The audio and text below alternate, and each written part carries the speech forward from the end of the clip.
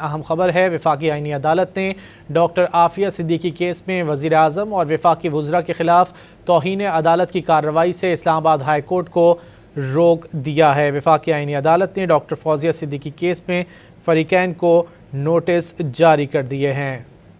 مزید جان لیتے ہیں ڈان نیوز کے نمائندے عمر مہتاب برنی سے۔ عمر، کیا تفصیلات ہیں؟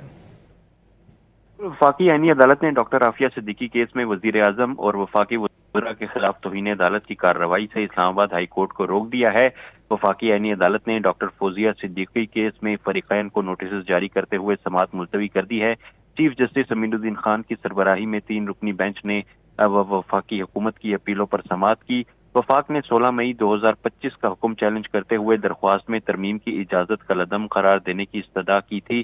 اسلام آباد ہائی کورٹ نے اس وزیر اعظم اور کابینہ سے امریکہ میں قانونی کوششوں کی حمایت نہ کرنے پر وضاحت طلب کی تھی۔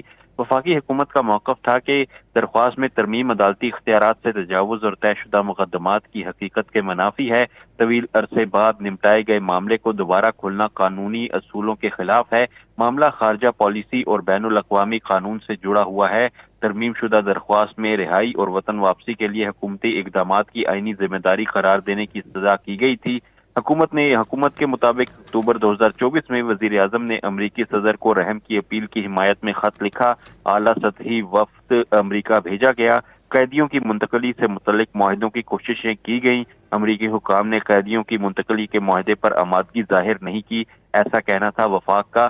عدالت نے فریقین کو نوٹسز جاری کرتے ہوئے سماعت ملتوی کر دی ہے۔ بہت شکریہ عمر مہتاب برنی ان تفصیلات کے لیے۔